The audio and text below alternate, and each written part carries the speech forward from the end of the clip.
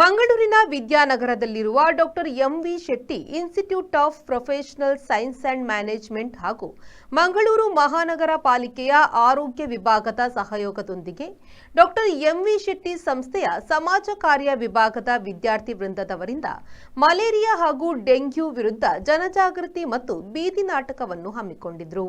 ಮಂಗಳೂರಿನ ಮಹಾನಗರ ಪಾಲಿಕೆಯ ಮುಂಭಾಗದಲ್ಲಿ ಮಲೇರಿಯಾ ಹಾಗೂ ಡೆಂಗ್ಯೂ ಸಾಂಕ್ರಾಮಿಕ ರೋಗ ತಡೆಗಟ್ಟುವ ಬಗ್ಗೆ ಹಾಗೂ ಮುನ್ನೆಚ್ಚರಿಕೆ ವಹಿಸುವ ಕುರಿತು ಜನಜಾಗೃತಿ ಮತ್ತು ಬೀದಿ ನಾಟಕವನ್ನು doctor M V Shetty institute of professional science and ಮ್ಯಾನೇಜ್ಮೆಂಟ್ನ ಸಮಾಜ ಕಾರ್ಯ ವಿಭಾಗದ ವಿದ್ಯಾರ್ಥಿ ವೃಂದದವರು ಪ್ರಸ್ತುತಪಡಿಸಿದರು.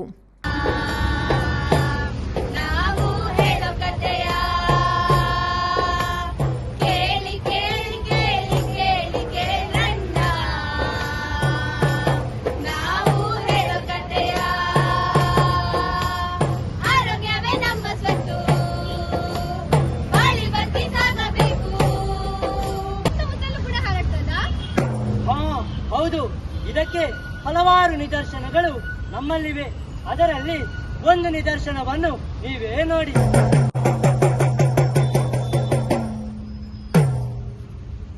ಹೋಗಿದೆ ಅಂತ ನೋಡೆಲ್ಲ ಕಸದ ರಾಶಿ. ಬನ್ನಕ್ಕ ಸ್ವಚ್ಛ ಮಾಡೋಣ. ನಂಗೆ ಮನೆಯಲ್ಲಿ ತುಂಬಾ ಕೆಲಸ ಇದೆ.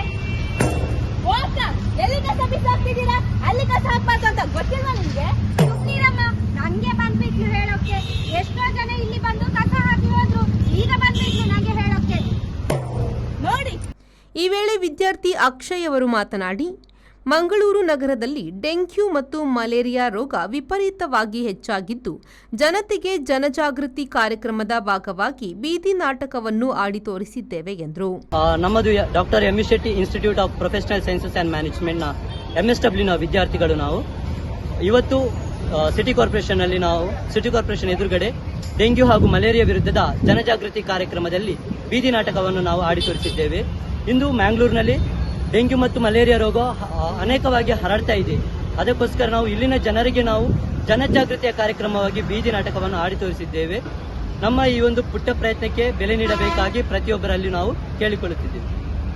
ಈ ಸಂದರ್ಭದಲ್ಲಿ ಮಂಗಳೂರು ಮಹಾನಗರ ಪಾಲಿಕೆಯ ಆರೋಗ್ಯಾಧಿಕಾರಿ ಡಾಕ್ಟರ್ ಮಂಚಯ್ಯ ಶೆಟ್ಟಿ, ಆರೋಗ್ಯ ಮೇಲ್ವಿಚಾರಕರಾದ RK ರಾಧಾಕೃಷ್ಣನ್, ಆರೋಗ್ಯ ನಿರೀಕ್ಷಕರು, ಆರೋಗ್ಯ ಮೇಲ್ವಿಚಾರಕರು, ವಿವಿಧೋದ್ದೇಶ ಕಾರ್ಯಕರ್ತರು, ಪಾಲಿಕೆಯ ಸಿಬ್ಬಂದಿ ವರ್ಗದವರು ಮತ್ತು ಕಾಲೇಜಿನ ಅಧ್ಯಾಪಕ ವೃಂದದವರು ಹಾಗೂ ವಿದ್ಯಾರ್ಥಿಗಳು ಉಪಸ್ಥಿತರಿದ್ದರು. ಶರತ್ ಸಾಲ್ಯನ್, V4 ನ್ಯೂಸ್, ಮಂಗಳೂರು.